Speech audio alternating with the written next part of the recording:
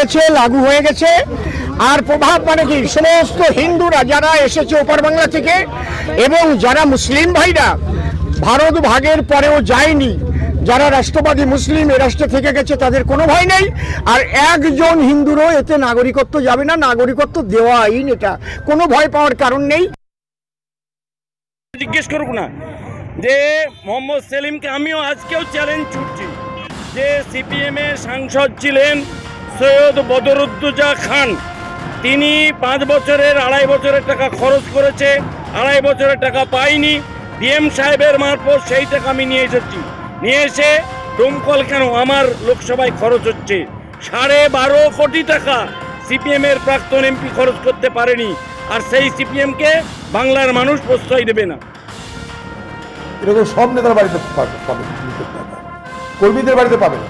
কর্মীরা তো লুটের ভাগ পায় না, বা লুট করতে তারা রাজনীতি করেও না। যারা নেতা, যারা তৃণমূলে, প্রত্যেকের বাড়িতে লুটের টাকা আছে, হয় তারা ঘরে রাখুক না বাইরে রাখুক, লুটের টাকা তো থাকতে হবে। নাহলে তৃণমূল দলের তো নেতাই হওয়া যাবে না।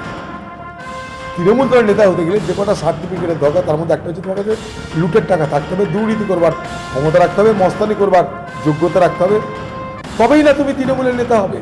তৃণমূলের নেতা মানে তার বাড়িতে টাকার ভান্ডার থাকাটা খুব। ভারতীয় জনতা পার্টি আমাকে প্রার্থী নির্বাচিত করেছে, কিন্তু জয় হবে গণতন্ত্রের জয়, মানুষের জয়, সততার জয়, নিষ্ঠার জয়, পরম্পরার জয়।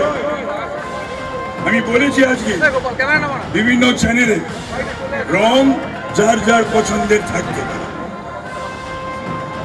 মানুষ নিজের পছন্দের রং বেছে নিতে পারে, রঙিন হতে পারে।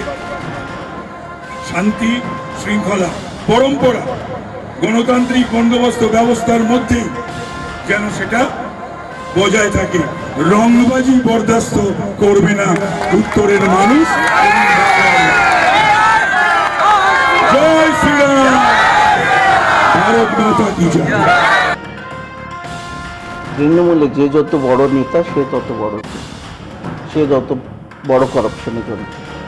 তো কাকলি ঘোষ দস্তিদার মুখ্যমন্ত্রী ছায়া সঞ্জী, মুখ্যমন্ত্রী মমতা ব্যানার্জি, সে তো সম্পূর্ণভাবে জালে জড়িয়ে রয়েছে। সময়ের অপেক্ষা মুখ্যমন্ত্রী নিজেও আগামী দিনে কেজরিওয়াল এবং অন্যান্য যারা করাপশনের যুক্ত ভিতরে গিয়েছে, সিবিআই এবং ইডির জালে ফেসেছে, মুখ্যমন্ত্রীও ফাঁসবে।